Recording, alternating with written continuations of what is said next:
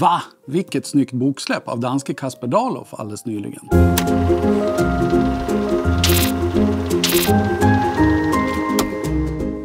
Det är alltså danske Kasper Dahloff som släpper bok. Men låt mig återkomma till honom.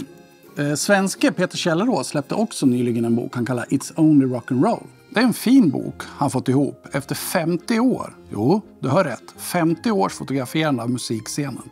Både bakom och på scenen. Boken är på 190 sidor och där får vi en fin inblick i rock'n'roll-världen. Jag och Peter, vi har träffats många gånger ute på fältet. Han jobbade på Aftonbladet tidigare och jag var ju på Sydsvenskan, så vi sågs ofta på stora sportevenemang.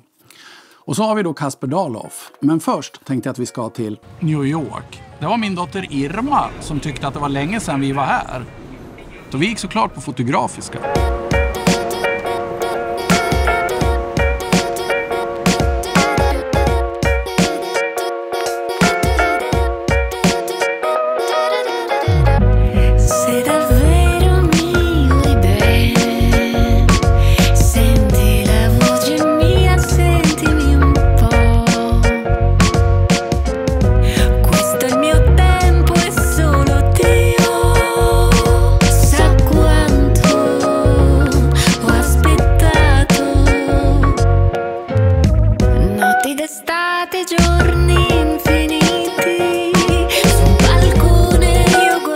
Vilken byggnad och plats. Helt otroligt att Bröna Broma fick till detta också. Vi hann också med fotoaffären B&H såklart. Jag var där första gången på 90-talet när det var mycket mindre och låg på 17:e gatan. Idag är det ännu större, godiset är kvar och de där lådorna med kameror från källaren far runt i taket. Ett system som tycks fungera fint och som är klassiskt med affären. Nu står ju den svenska kronan i prutt så du fyndar inte här direkt. På 90-talet var det billigt att handla här. Halva priset mot hemma. Du har ju säkert sett att filmen om Lee Miller som föddes här i staten New York redan 1907 kommer som film nu på vita duken. Why does it matter?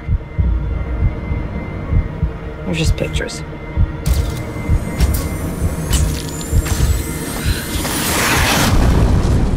Hon dog sedan 1977 i England. Och som du såg så är det Kate Winslet som spelar huvudrollen. Jag sitter och bläddrar i WordPress fotoboken från 2003. Det året så var Kasper Dahloff student på Journalisthögskolan i Århus. Men redan då så fick han ett första pris i WordPress foto.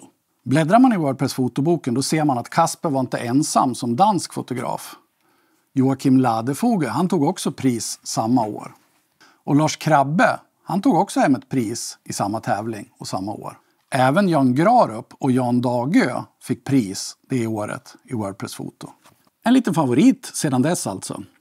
Och när pandemin kom så gjorde jag en film där jag frågade olika fotografer hur pandemin hade drabbat dem. Och så här, sa Kasper. Jag synes bestemt det har varit en anderledes period och en period hvor det har också varit vanskeligt att vara fotograf. Alltså, man kan inte ge hånd till folk och säga goddag, har du det gott och tack för att du hjälper mig in med det annat. Men jag synes egentligen att man har mødt en annan värme och en annan öppenhet.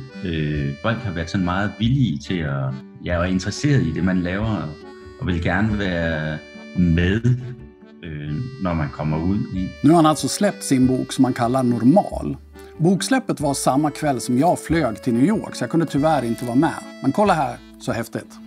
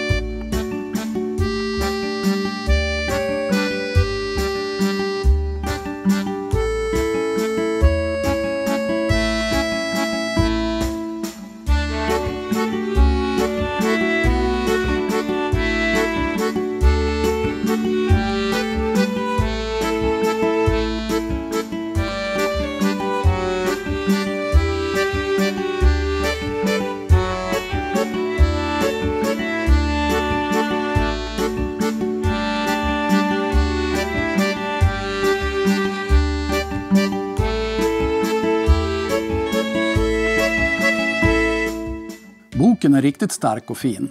Och jag lyckades få tag i 2 ex av olika anledningar. Så är du intresserad av ett ex så skriv en kommentar här nedanför så ser jag till att lotta ut en av böckerna till någon av er. Se också till att prenumerera så blir jag riktigt glad. Det är en fin bok med fotografier från Kaspers projekt som han jobbat med under 25 år på Sörlund på Jylland. Det är ett hem för funktionsvarierade. Det var också här boksläppet var. Boken kallar han normal och som det står i boken, vad är normalt?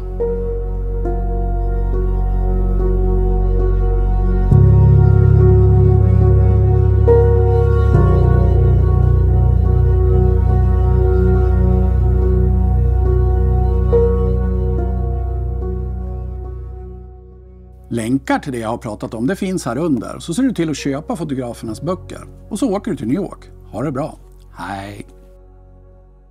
Kære Kasper, stort tillykke med den her enormt flotte bog. Jeg er stolt af at kunne kalde dig min ven, og også en inspiration for mig. Jeg synes, du har gjort det helt fantastisk. 25 år, det er lang tid og knokket så meget på med et projekt. De sidste 6 år rigtig intensivt for at få den her bog ud. Og jeg synes, den er blevet enormt flot. Og den aften, vi havde den anden aften, var helt vildt magisk.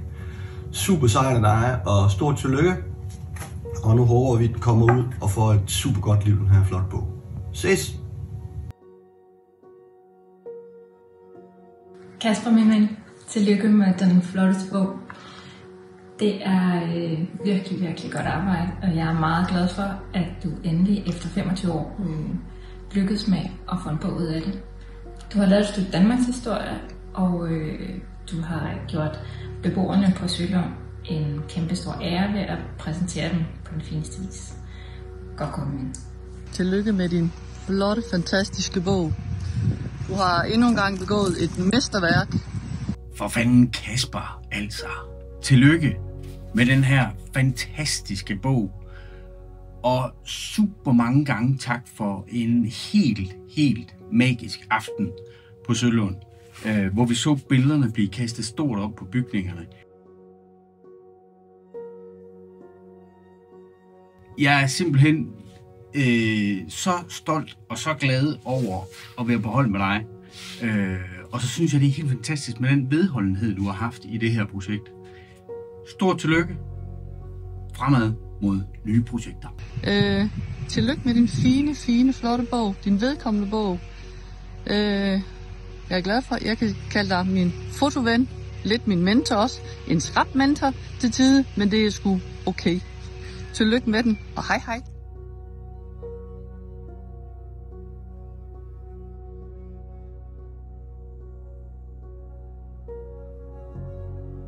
Tillykke med bogen. En flot bog. Vi har ventet på den i 25 år, eller jeg har ventet på den i 25 år. Og på et tidspunkt troede jeg faktisk, at den ikke ville komme. Jeg opgav. Så da jeg hørte for nogle år siden, at du var i gang igen, og du havde fået finansieret, synes jeg, at det var rigtig spændende. Fordi at være i gang igen og få finansiering, måske specielt finansiering, betyder jo, eller det betyder næsten lige så meget som billederne. I hvert fald hvis det skal være noget, man ikke bare har inde i sit eget hoved, men som også er noget, der kommer ud i verden. Så stort tillykke med en flot og velkomponeret bog, som jeg synes ligger sig ligger så fint i en tradition med, jeg kan huske Depardon og måske specielt Anders Petersen. Fineste visning og udstilling her, og Sølunds sommer i forårsnatten. Tillykke med det, Kasper, og tak for en rigtig fin oplevelse.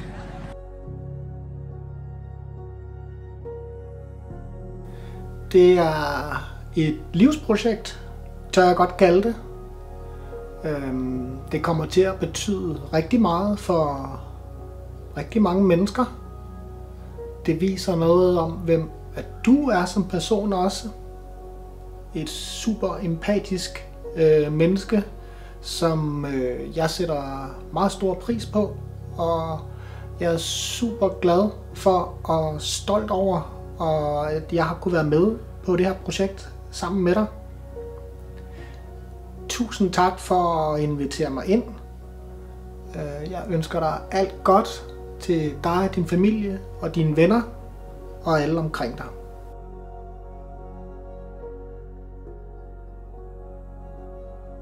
har været i gemmerne. Jeg har fundet dit gamle bachelorprojekt. Der er sindssygt mange fantastiske billeder heri, og flere af dem har fundet vej over i din nye bog. Så de holder altså 25 år efter, så fungerer de stadigvæk. Det er fandme et flot stykke arbejde. Det var en fantastisk aften, vi havde med boglancering, og et kæmpe tillykke herfra. Jeg har været så stolt over at være med på den her lille tur sammen med dig, og jeg glæder mig virkelig til at drikke en kop kaffe, få en signatur i bogen og ønske dig tillykke endnu en gang.